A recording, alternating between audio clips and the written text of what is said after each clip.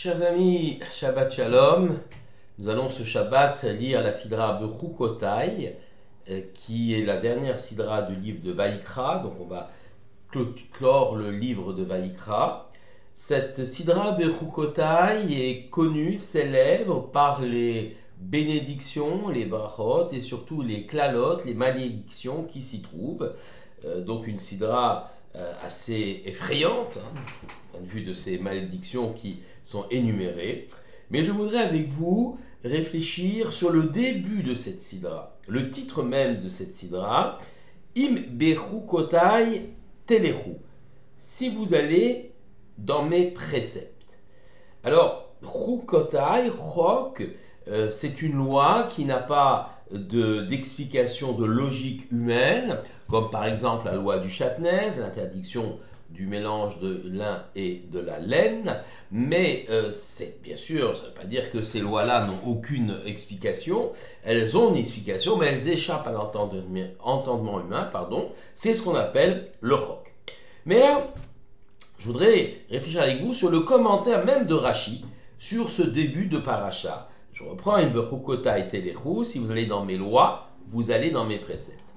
Rashi s'exprime ainsi: Shetiyu amelim batorah, que vous vous investissiez dans l'étude de la Torah. Donc Rashi donne tout à fait un autre éclairage par rapport au début de cette paracha. Il veut parler ici du limoud, c'est-à-dire de l'étude de la Torah.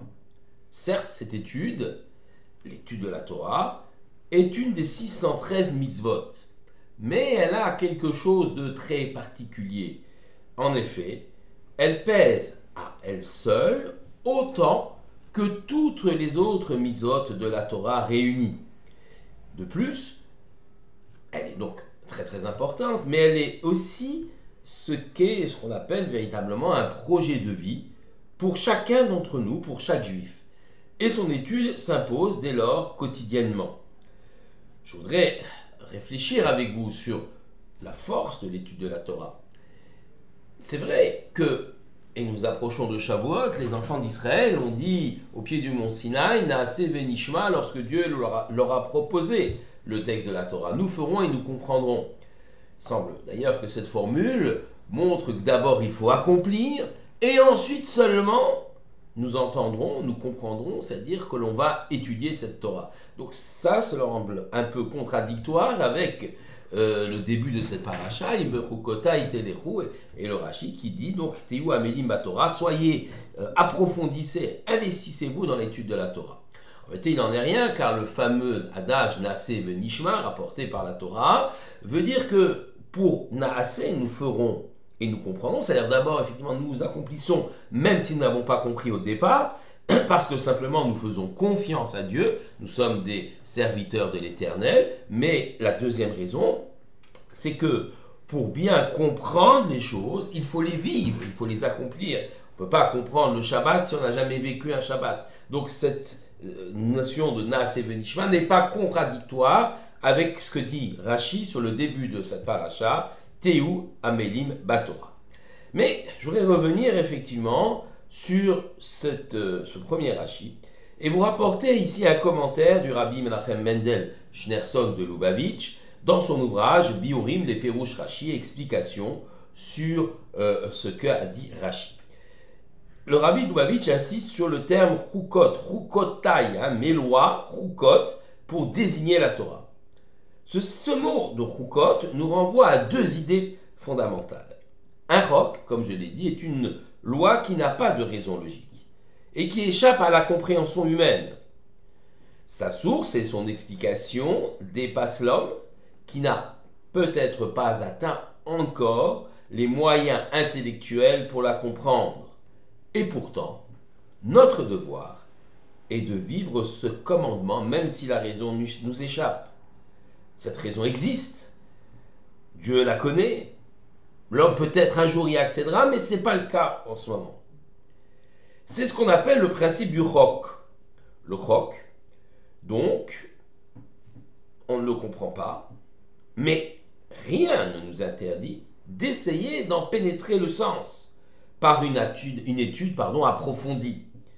En qualifiant toute la Torah de chok, normalement dans la Torah il y a d'autres lois. Il y a les Chukim, donc ces lois-là qui ne sont pas compréhensibles tout de suite par l'esprit humain. Il y a les Mishpatim, les lois qui sont, elles, tout à fait logiques, qui, elles, bien sûr, se rapportent à l'organisation de la société. Et les Eduyot, qui sont les lois de témoignage, c'est-à-dire des lois qui témoignent sur l'histoire du peuple juif, les mitzvot liées à cette histoire, la matzah pour la sortie d'Égypte, la soukha pour donc la fête de Sukkot.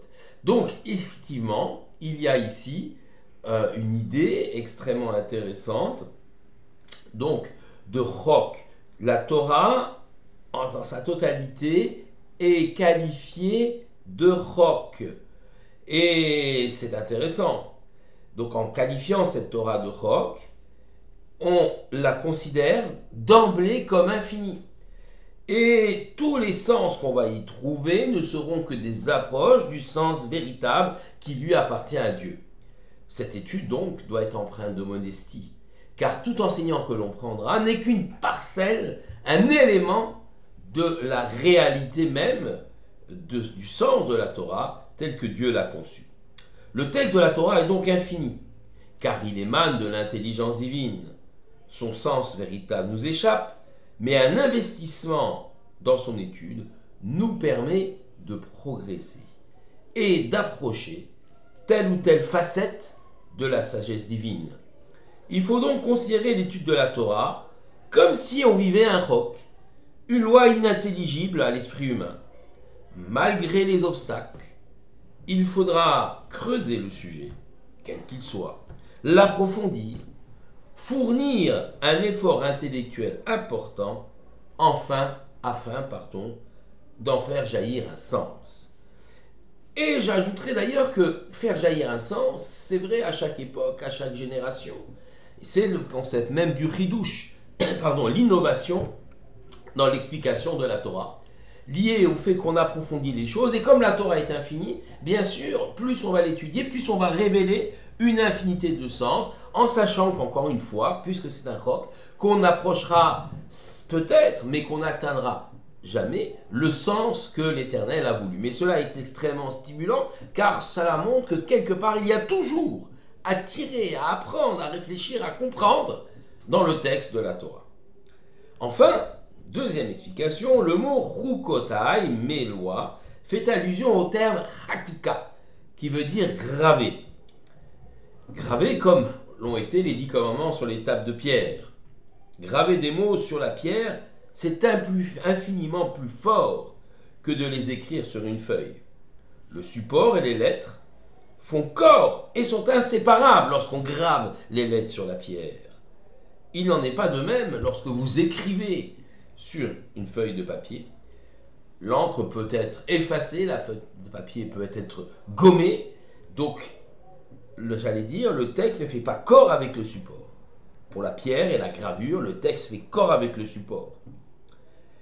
Et évidemment, l'acte de graver implique également un effort physique plus important et considérable que celui d'écrire. Ainsi, il en est de l'étude de la Torah. Ce n'est pas une simple approche intellectuelle ou savante. Il s'agit de s'investir très fortement, comme le graveur s'investit physiquement plus que l'écrivain, mais aussi de graver l'enseignement dans son cœur et dans son âme, afin de modifier profondément notre caractère et notre identité. En d'autres termes, le support, nous-mêmes, et la Torah, comme la table de pierre, ne doivent faire que un.